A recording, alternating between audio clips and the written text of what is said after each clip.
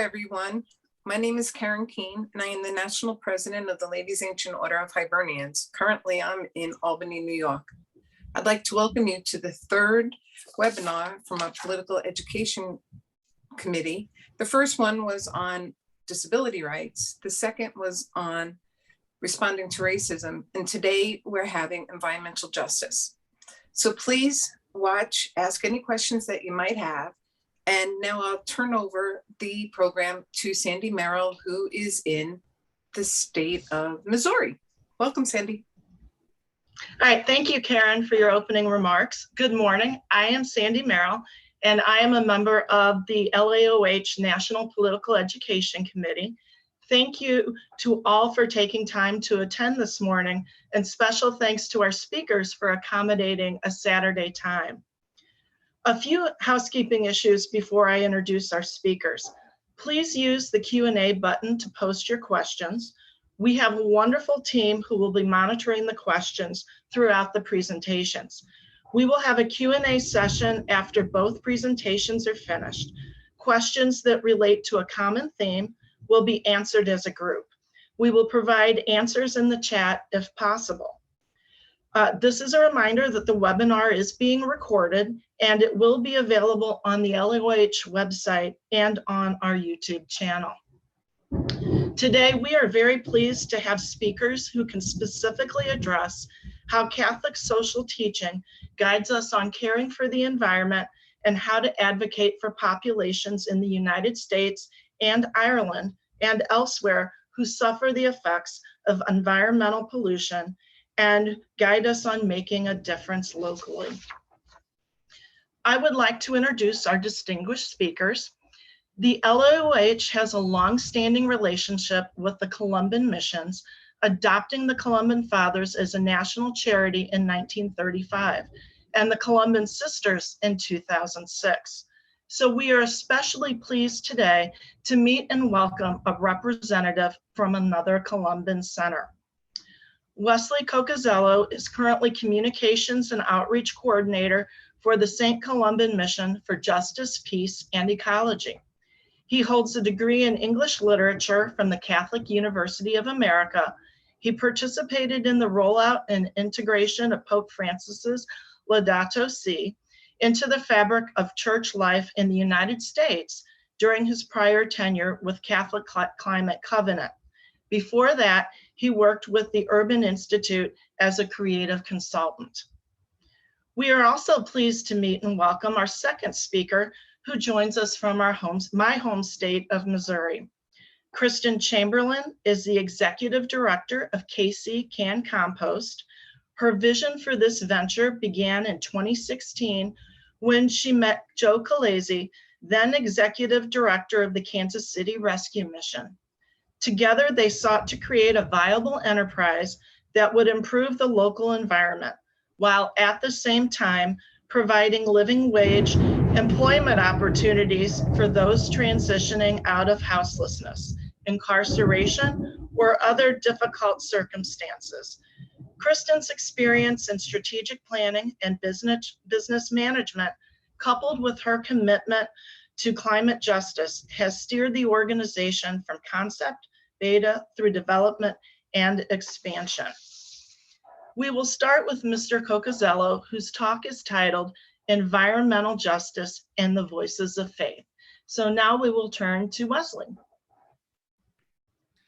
Thank you, Sandy. It's a pleasure to be with you all today. I'm going to apologize in advance for the cold that I have.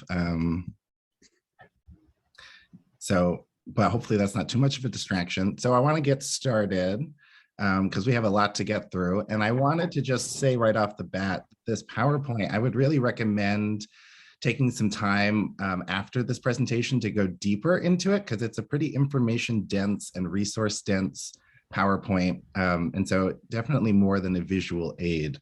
But I want to start off just a little bit about the Missionary Society of St. Columban, which Sandy mentioned a little bit. I'm really glad to be able to continue our almost 100-year relationship within this presentation today. So our society was established in 1918, and kind of at the core of who we are is the belief that cross-cultural encounters can inspire people to build prophetic communities that help bring about the kingdom of God. In 1976, we recognized social justice issues as a core component of this. And in 1985, we established my office in Washington, D.C. And you may perhaps wonder, whoops, that's the wrong direction, why we would establish a policy office in DC. And part of that, a big part of that is because we noticed in all the countries where we were working that despite the work we were doing to establish equitable and sustainable conditions, oftentimes our work was impeded by the systemic policies that governments in wealthier countries in the global north were implementing, countries like the US and the EU and Japan. And so that's really where the drive to create offices like ours came out of. So I want to share a story kind of illustrating that dynamic. So one of the communities that we work with is the Tsuban people in the southern Philippines on the island of Mindanao, and they're an indigenous community. Very quickly, the Tsubanans have been on the island of Mindanao since before 500 BC, which is a very long time. And prior, the last 500 years or so, however, they have been under either colonial rule from the Spain or the United States or under a dictatorship by President Ferdinand Marcos. And so our story with the Columbans really begins in the 1980s. The Columban sisters actually were the first people to really work with the Tsubanans, and they invited us in. And one of our Columbans, Father Vinny Bush, you can kind of see in the background there with the hat, describes sort of beginning his relationship with the Columbans in the 1980s this way. The intense violence and hunger and death that the Tsubanans experienced in the 1980s was accompanied by a deep sadness as they watched their ancestral habitat being consumed by logging operations. Following the loggers came land-hungry settlers who used the roads bulldozed by the loggers to enter and occupy the ancestral land of the Tsubanans. And so two things I want to point out is that, despite the fact that the Tsubanans had been living in their homeland for well over 2,500 years, it was very easy for other settler colonialists to just come into their land and take the resources without really any recourse to legal or government solutions.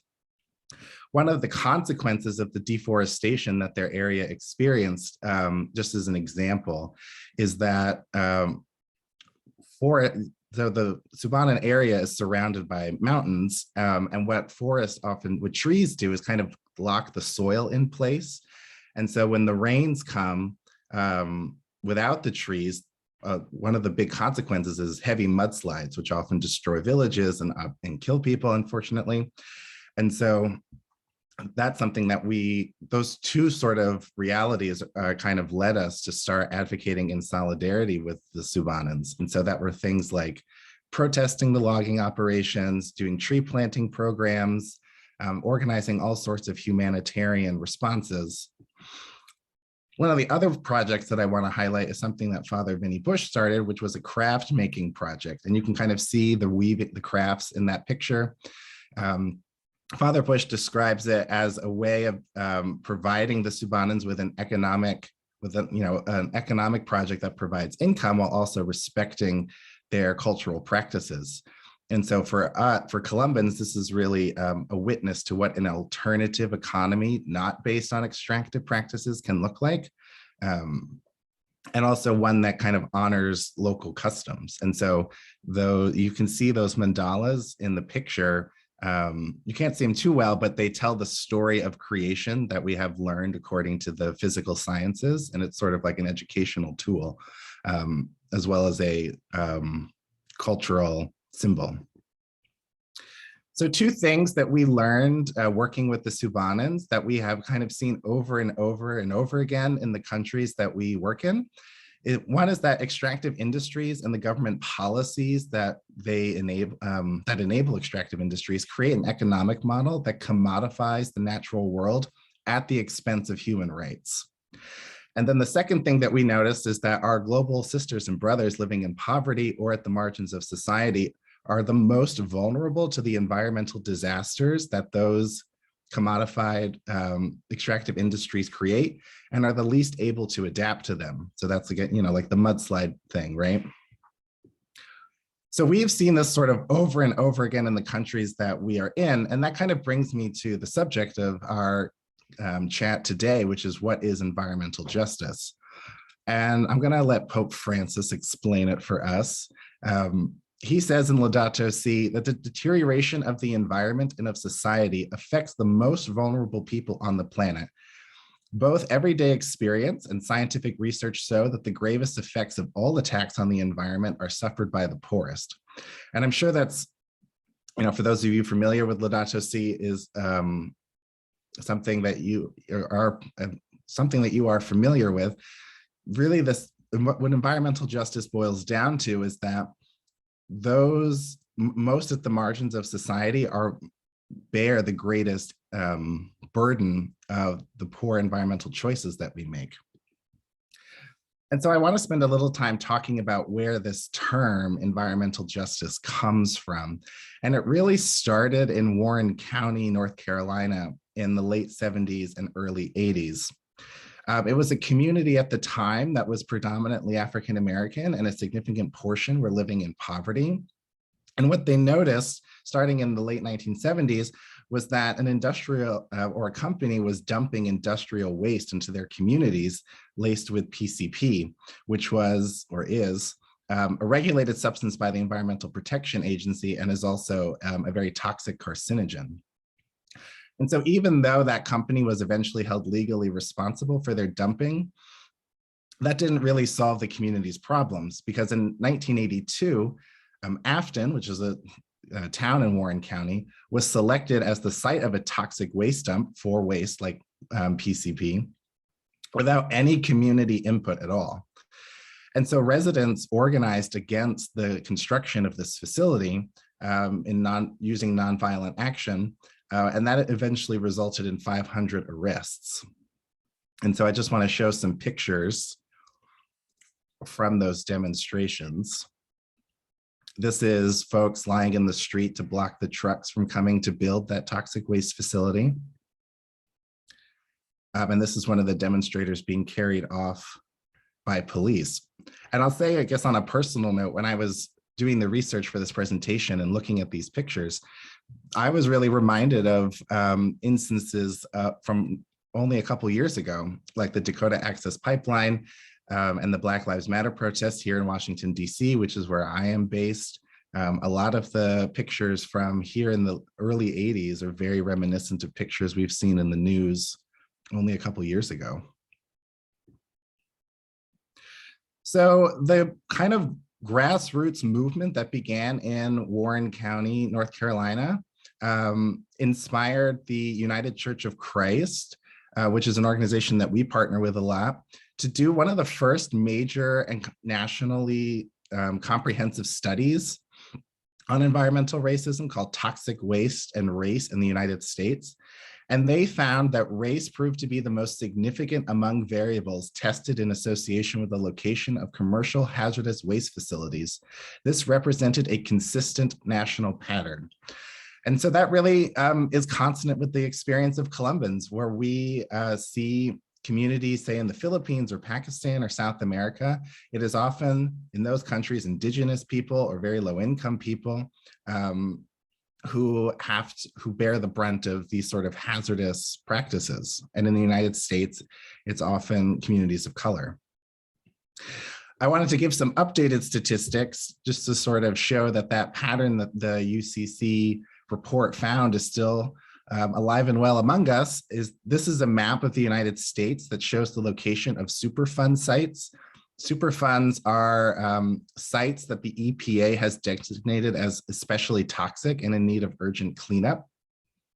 And the EPA in a 2020 report summarizes the communities where their Superfund sites are located in this way. While there is no single way to characterize our communities located near our sites, this population is more minority, low income, linguistically isolated, and less likely to have a high school education than the US population as a whole. So this is just some other issues that the environmental justice movement has taken up over the course of its 40-year history. So we started kind of with toxic waste and where it was placed, and kind of have moved on to a lot of other things. I'm not going to go through this right now, but again, definitely recommend that you study the PowerPoint more closely after the webinar. I wanted to talk briefly about how this pattern is also in Ireland, present in Ireland. Lucky for me, only a couple months ago, a number of actors and academic actors and activists in Ireland put together really the first major report on environmental justice issues in Ireland. And they found, again, the same pattern. Environmental problems, whether they be in the form of pollution, hazards, or biodiversity loss and climate change, affect us all. However, they do not necessarily affect us all equally. And so some of the key findings that they saw in their report, one that I want to highlight is that the traveler community experiences higher rates of unemployment and health inequalities due to the substandard accommodation that many families are forced to experience. The traveler community, as perhaps you know, is a community in Ireland, a sort of nomadic community, not to be confused with the Romani, who are sort of at the margins of Irish society. But there are other communities as well that bear the brunt of environmental pollution, like young children and the elderly, who are also often at the margins of our society. So now I want to talk about what does the voice of faith have to say about all this. You know, we've taken a very brief tour around the world from the Philippines to North Carolina to Ireland. And, you know, as people of faith, how do we make sense of this and what do we do about it? And so I want to highlight kind of three themes of Catholic social teaching that I think help us unlock different aspects of this problem. The first is that God made creation, which includes humans, to live in relationship with each other. The second theme I want to talk about is that the goods of creation are meant to benefit everyone. This is something that Catholic social teaching calls the universal destination of goods. And the third theme is that society has a special obligation to those who are most poor and vulnerable. And this is something that Catholic social teaching calls the preferential option for the poor and vulnerable.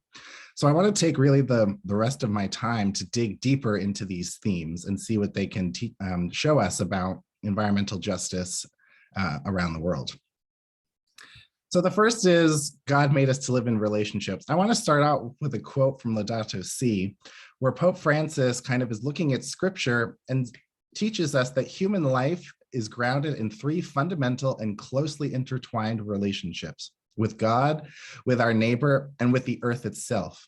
According to the Bible, these three vital relationships have been broken, both outwardly and within us, and that this rupture is sin. And I really love this quote, partially because it brings me back to my CCD days, my confirmation school days, when I remember as a kid feeling very overwhelmed by the concept of sin. It was something that was very vague and something that I felt maybe I was doing all the time. But this definition really gives a very concrete and clear picture of what it is, right? And so we know that if we are violating the trust that we have with our neighbors and with the earth and with God, if we are doing wrong by those relationships, that gives us a very clear path to going and making amends. And so I want to suggest that building relationship really is a spiritual practice, is a form of prayer that we can do to build up and deepen and maybe even begin to build up our relationship with God, our neighbor, and with the earth. And so I'm not going to go through all of these resources that I have listed here, but all of these underlined words or links. So again, definitely go through this PowerPoint after. I do want to highlight, though, the third bullet, which is immersion programming. I really want to encourage everyone to see if there are environmental justice tours in your city and to go on them. You know, there are community groups all over the country that provide sort of walking tours or driving tours of places that have of communities that really are in the throes of environmental injustice. And it's an opportunity to go into those communities with a certain holy curiosity and to really just listen, to let those communities be your teacher, and also begin building a relationship. The second theme, the universal destination of goods, which is sort of one of my favorite themes of Catholic social teaching. I want to read this quote from the Compendium of the Social Doctrine of the Church. God gave the earth to the whole human race for the sustenance of all its members, without excluding or favoring anyone. This is the foundation of the universal destination of the earth's goods. Individual persons may not use their resources without considering the effects that this use will have. Rather, they must act in a way that benefits not only themselves and their family, but also the common good.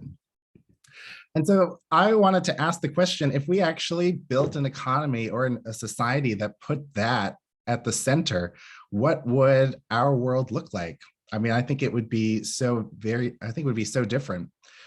This kind of theme of Catholic social teaching has its roots in the Old Testament. So often, really, so repeatedly, God instructs the Israelites that, as the example in Leviticus, the land must not be sold in perpetuity, for the land belongs to me. And to me, you are only strangers and guests. And so I think what this really teaches us is that we are merely stewards of the resources that we have been given, and that we have an obligation to put those resources at the service of those at the poor and vulnerable among us. I want to just highlight the last bullet again. There are some kind of concepts of biblical economics that I think are just worth mentioning, because this is often something we don't hear a lot about. But in the Old Testament, the way that the Israelites put this into practice, or at least the way they said they put it into practice, were through these three practices of gleaning, Sabbath year, and Jubilee. And we often think about Sabbath as just like a day of rest for us, but the Israelites and the prophets especially really reminded people that Sabbath was not just about rest, but it was also about rest for slaves, rest for animals, rest for the land itself. Sabbath year and Jubilee specifically were opportunities for the society to free people from their debts. Debt forgiveness, I guess, in the biblical era, and also opportunities for those who maybe didn't own land to harvest land from wealthy landowners. And that was sort of an obligation of landowners, was to allow the poor and vulnerable to take what was theirs according to God, what was rightfully theirs. And so the last theme I just want to mention, the option for the poor and vulnerable. And again, a quote, this time from the Catechism: "The Church's love for the poor is a part of her constant tradition. Not to enable the poor to share in our goods is to steal from them and deprive them of life. The goods we possess are not ours, but theirs. The demands of justice must be satisfied first of all. That which is already due in justice is not to be offered as a gift of charity." And this, I think, is a really radical idea for a lot of us. I mean, even for me, there are plenty of invitations to act with charity to many populations. And what that theme of Catholic social teaching is saying is that really, this is not us being generous. This is us giving what is due by God's law. And so this theme really challenges us to look at the more systemic injustices. And from the US Conference of Catholic Bishops, they sort of interpret this theme to ask, a basic moral test of our society is how our most vulnerable members are faring, which means that those people need to be at the center of public policy discussions. And so I want to end with just how can we put these themes into practice? How do we build relationships with communities going through environmental justice? How can we use our resources at the service of their cause? And then how can we invite them into conversations around public policy and changing systemic injustices? So I just want to mention a few things here, although this list is much longer than what I will mention. One is, we're in an election year, and so I would very much consider or encourage you that as you are considering candidates, who to vote for, that you ask, what is their environmental justice platform? Do they even talk about environmental justice? Do they put the poor and vulnerable at the center of their platform? And then the second thing I want to mention as well is to advocate for environmental justice legislation. And this I want to especially highlight, especially on the town, county, and state levels. While of course the federal government has a role to play in environmental justice legislation, a lot of the impacts really happen on the more local levels.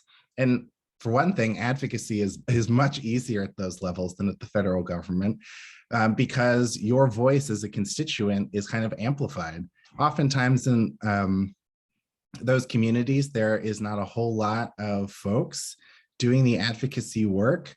Oftentimes marginalized communities are left to kind of do the advocacy themselves. And so how can you join in with those communities and advance legislation that will uplift all of us? And so again, there are a lot of other possibilities that I would encourage you to consider. And I know you'll be receiving this PowerPoint. So I'll just end by saying, here is some further reading if you want to dig more deeply into this issue. And I will stop there and hand it back over to our host. Thank you, everyone. All right, thank you, Wesley. That was very informative. All right, we will now go on to Ms. Chamberlain's presentation about Can Compost with a focus on one crisis, one solution. So Kristan, go ahead and take it away. All right, thank you so much for including me in this conversation. That was fantastic, Wesley, just hearing this. We focus on environmental and climate justice as well, and that the history is great. So for us now, what we'll do is really zoom in from the Philippines and Ireland to Kansas City, Missouri. And to begin, I would like, you can go ahead to the next slide, share also a quote from Pope Francis, who's been so critical with his voice on this issue. And this quote from him has really been a guiding post for us and articulates our vision. He says, "We're faced not with two separate crises, one environmental and the other social, but rather one complex crisis, which is both social and environmental. Strategies for a solution demand an integrated approach to combating poverty, restoring dignity to the excluded, and at the same time protecting nature." So again, dovetailing on what Wesley's just been diving into, you can go to the next slide. And I'll just talk a little bit about how Can is trying to do this. So Can is a social and environmental enterprise. So we're a business that operates with a triple bottom line, meaning we prioritize people, profit, and planet. And although we are a 501c3, we function a little bit more like a traditional business. We generate revenue through food waste collection. It's a service that is designed to help keep our city's food waste out of the landfill. Our commitment to social and climate justice is prioritized through our Green Job Training Program, which helps men and women transitioning out of difficult circumstances like incarceration and houselessness. It helps them gain certification and work in the green economy. So two goods in one sort of unified concept. And really on back to Wesley's statement, we'll get into it in a second here. We're also tackling that climate justice issue in terms of greenhouse gas reduction. So I'll dive into that a little bit more in a second. The idea for Can emerged back in 2016. I was hired by Kansas City Rescue Mission as a consultant to form a social venture that would create a sustainable revenue for the mission, and at the same time provide employment opportunities for men and women coming out of their recovery programs. So they also wanted it to add value to the local community. They wanted it to solve a need or contribute in some way. So I had just finished launching a social venture for another organization and had really learned a lot in the process. The program I had launched previously involved training the same population for work in commercial kitchens. And Unfortunately, what I discovered as part of that process was that the jobs we were training people for were not necessarily the best fit for them, not the best solution to help them out of their cycles of poverty in many cases. So we were taking people who have experienced incredible amounts of trauma in life and putting them in a very loud, stressful, hot, sometimes combative environment. We were taking people that were recovering from drug and alcohol addiction and putting them into environments with high drugs and alcohol. And really what I was finding is the wages, although not terrible, were not necessarily living sustainable wages for them. So, so I set out to create a program that would provide space that was conducive to the recovery process. I wanted the work to be dignified and really inherently therapeutic for people in these, coming out of these circumstances. I very quickly honed in on the environment and composting. So the green economy is growing. The jobs generally are starting at with living wage, living wages, and the work is open to people that our workforce excludes because they have severe educational deficits or criminal records, mental health issues that they're struggling with. So next slide, please. There we go. So why food waste? And this might be a little bit of a rabbit hole, but I just wanted to explain a little bit about why food waste matters, because in a lot of our presentations, we discover that many people don't understand what the impacts of food waste are on the environment, and therefore how that connects to equity and justice questions. So there are a multitude of issues around food waste, but I'll just talk a little bit about sort of how it relates to Can and what we're doing. So next slide, please. So the food waste problem, most of you, wherever you're located in the country, can probably picture your local city's football or baseball stadium, and most of us have walked up and down those aisles looking for seats. So if you can just imagine for a minute yourself looking out at that space and seeing that full of food waste every single day. So right now in the US, more than 30% of all food is wasted, is being sent to the landfill. That is enough to fill the Rose Bowl every single day. So it's equals about 160 million pounds annually, costing us an estimated $408 billion. And people like us, average households, waste up to about 25% of the food we purchase. Next slide.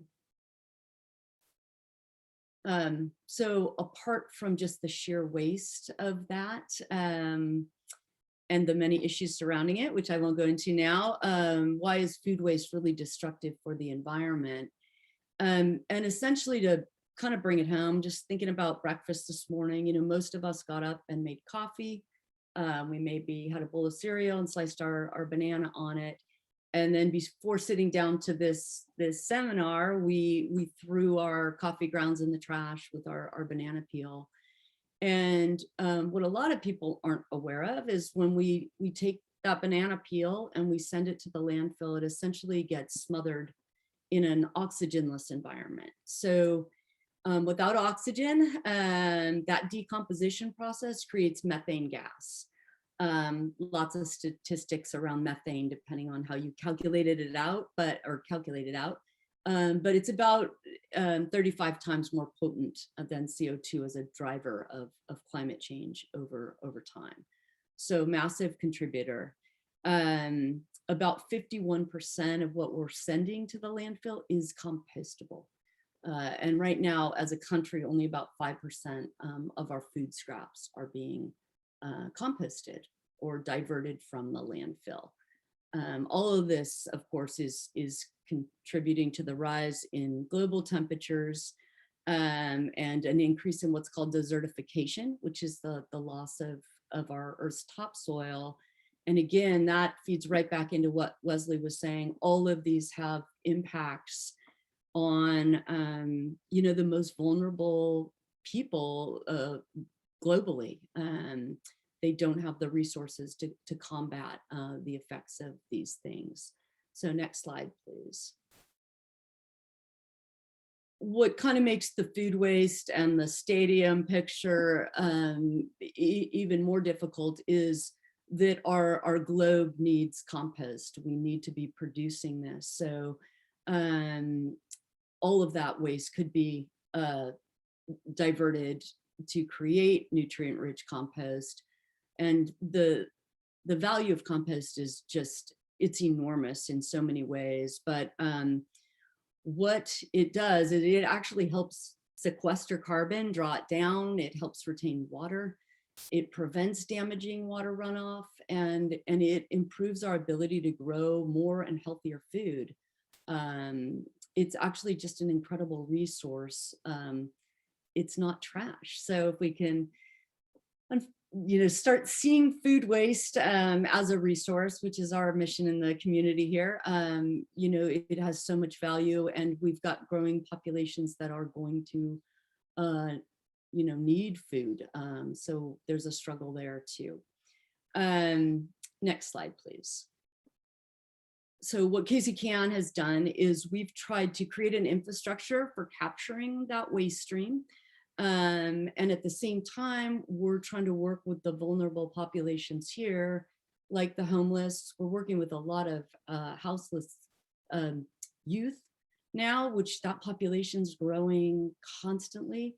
And we're trying to employ them, as many as we can, in our operations. But then also we have a training program. So the revenue generated from the business also helps to support them in the green job training program. So next slide, please. I know I'm going fast here, but trying to fit it in time-wise for all of you. So in brief, what is the Green Core training program? This is a free program that is being offered to individuals facing significant barriers to employment, like the ones I've already mentioned: homelessness, former incarceration, education deficits, things like that. This program utilizes 2 nationally renowned curricula to provide environmental literacy and work readiness training. The environmental literacy curriculum is called Roots of Success, actually. This curriculum, in addition to providing environmental literacy, introduces the trainees to green jobs within the green economy. So next slide. So the training gives trainees exposure to more than 125 different green jobs and helps prepare them for those jobs that they're most interested in. The jobs are found within the 6 sectors of the green economy that are highlighted here. But also what we're finding is now more and more organizations and businesses have green teams and green initiatives. So we're able to place some of our trainees in traditional industries, but within the green sector within that industry. So next slide, please. What we've added is a soft skills job workplace readiness portion, which is called Conover Online. And this was part of the vision from the very beginning, where we really wanted to give people an opportunity to practice skills. So oftentimes somebody will be coming out of, we just had a graduate come out of 45 years of incarceration. And some of the local area, help organizations are trying to get them 40-hour-a-week jobs right away. And it's a difficult transition for these folks. So what we've tried to build into our program is a more gradual building of someone's capacity for work over time, and giving them an opportunity to really do very simple things like handshake and looking at people in the eye, and we practice that over and over and over again because it's actually a very difficult skill for several people, which you can imagine given the living circumstances they've been in for something like over 40 years. So next slide, please. And then the last component, and I think our hope is that this also dovetails with what Wesley was talking about earlier, is the leadership component of our program. Our vision is to really cultivate advocates and leaders so that they are heading back into their own communities armed with a lot more knowledge and a commitment and excitement to bring that information to their local communities. So this, as Wesley talked about vulnerability maps and things like that, here in Kansas City, there's neighborhoods with, absolutely no green space in them. So those communities get hotter than the communities, generally white communities on the other side of the line that have tremendous amounts of green space. So building advocates helps ultimately, our vision is that that we start making small changes with things like that.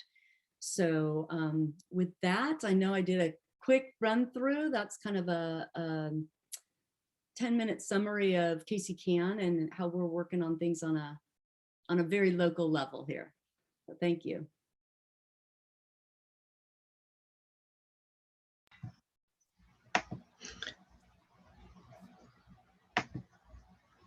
All right, thank you, Kristan. That was very informative. All right, we can now move on to our question and answer session from our audience. And there was a question in the chat. This is directed to Wesley. One of our members lives in the Washington, D.C. area and was wondering what type of help Mr. Cocozello and his organization might need from people in the community. That is a great question. We are actually in the process of reevaluating our advocacy strategy. And so I can't give a great answer to that right now from my perspective. I would say if you sign up, two things, I guess. I would say if you sign up for our email list, we can then be in touch. And then also Gail and I now know each other. I know she's in the DC area, so we can definitely keep the conversation going in terms of ways that we can partner with the Columbans here in DC. In general, though, I would say, I would really just harken back, I guess, to my PowerPoint slide about different actions you can take. For example, there is a mayor's race here in DC, and I think several of the candidates actually have green jobs platforms. Now, I'm not going to tell you who to vote for, obviously, but that is a good indication, right? If we're talking, like when we're talking about these sorts of issues, that the leadership in DC is really interested in this, right? And so doing that research on your candidates, if you're so inclined, getting involved in their campaign. But even if they don't win, advocating for their platform, advocating for those ideas once the new city council and mayor is in office next year. So thank you for your question. All right, thank you, Wesley. Gail, did you have a question for one of our speakers? Yeah, I do have a couple of questions. And the first one, it concerns how to get the affected communities involved in the planning and in the legislation. And it's even in my suburban community, I'm unaware sometimes of things that are happening that will not necessarily affect me, but affect a poor area in my community. And so my question was, how do we is it getting better? First of all, is it getting better that those affected people are being included than in prior years in legislation or planning, and how can we bring them in? How can we know that we need to bring them in when things are happening? Does that make sense? Okay, for either one. Wesley, you might have another answer to this, just from, again, from our business kind of concept is by building leadership and cultivating leadership skills in our program. And the exposure to what's happening in the environment is very exciting for the people we're working with. They're excited to become advocates in their community, and they see the importance and value of that. And so we've had great success with that piece. Yeah, I'll just add to that, I guess, from my own perspective, is I think really it starts with like building those relationships. You can't work together before you know each other. And so like finding out who those community organizations are, entering into dialogue with them, like building up that trust first, and then talking about how you can work together, because I'm sure they have plenty of ideas that they would love you to participate in. And so I think that's where I would start, is just see like who's out there already doing the work.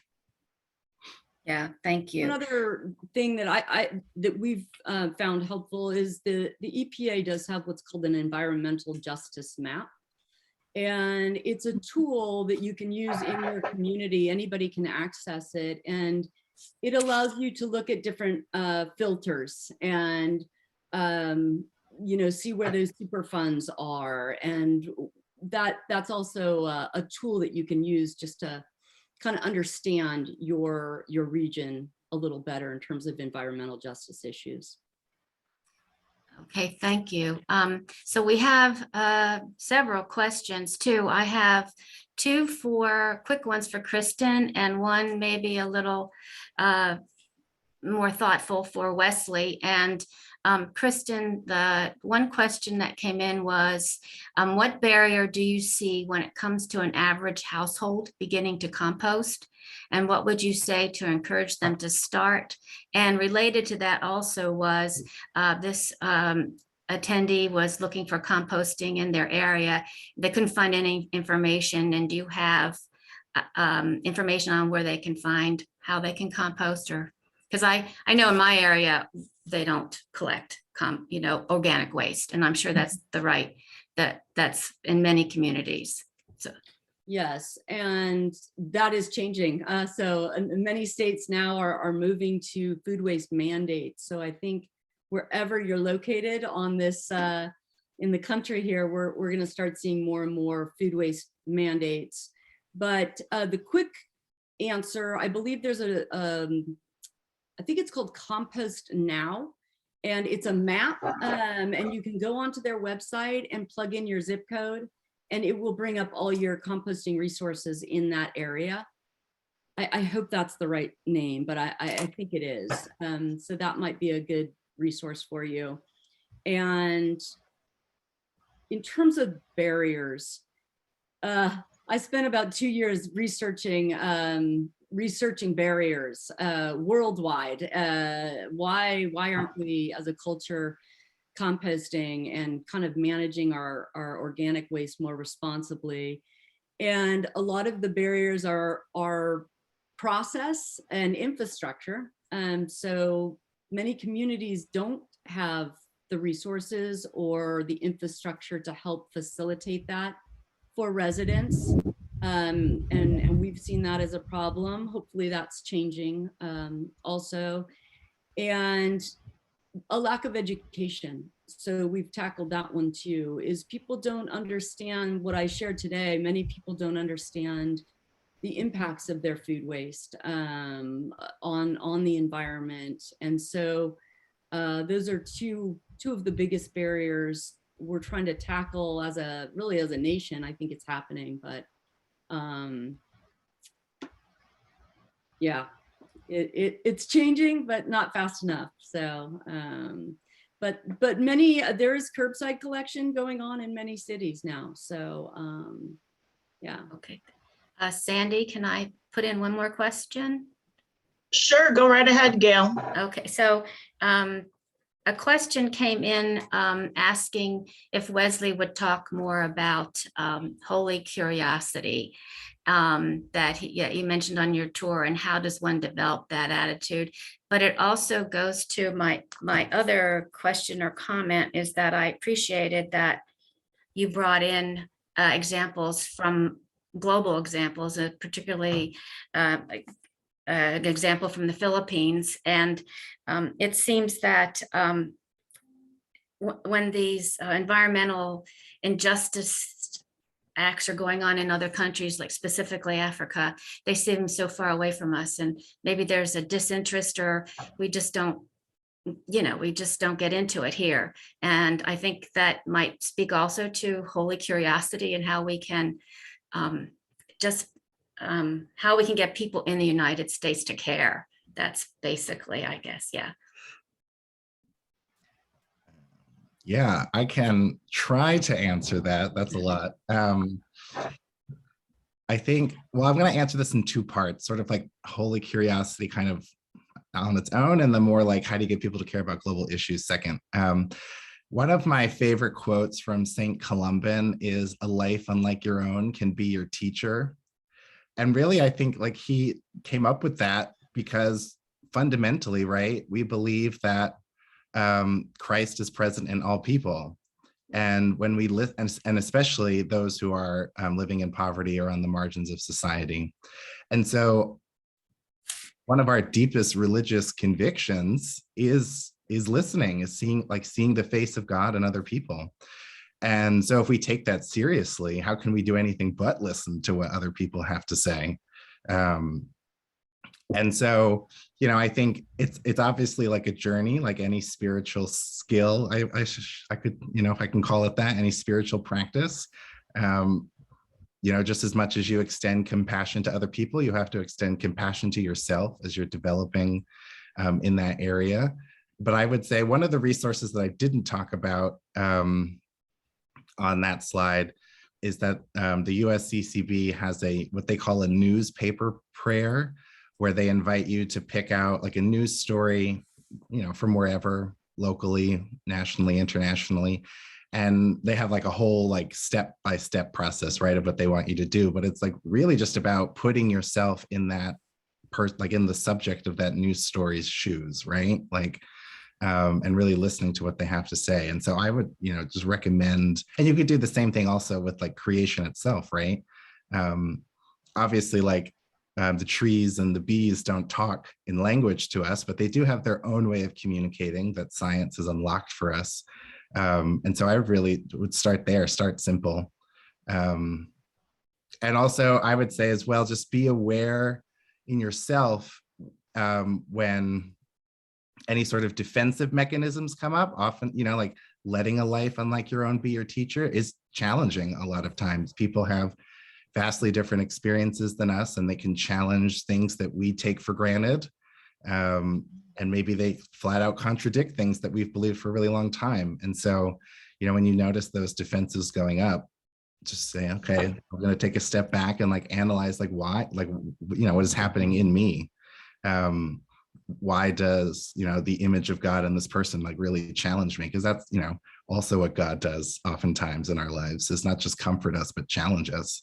To the question of like solidarity with international or communities outside of our own country or community, it's hard. Like there's a legitimate reason why it's hard, because the world's problems are very overwhelming, and one person cannot do everything.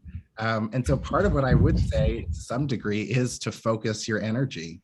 There's only so much you can do in a day. You have your own responsibilities and lives, in addition to whatever kind of advocacy or justice work you want to do. And so I really do think focusing your energy is important, but also taking the time to see how your impacts affect other people. in communities around the globe, right? We're a very interconnected world, and composting and food waste is not my expertise, but I do know that we have policies of shipping trash to other countries, right? And so your efforts to reduce your own trash in your own life, obviously you can't make a direct link to the trash that we export, but it connects to that larger systemic issue. And being mindful of that, I think it can go a long way towards building up that global solidarity as one possibility I will offer. Thank you. That's very helpful. I don't see any further questions, Sandy, but just one other quick one for Kristan. Do you know if other cities in Missouri have come to you to pick this program up? Yeah, sorry, Sandy, was that your question? Yeah, actually it was, not just here in Missouri, but across the country. Has anybody reached out to you about your business model, or are you looking to expand into other cities? We have been contacted by a number of cities.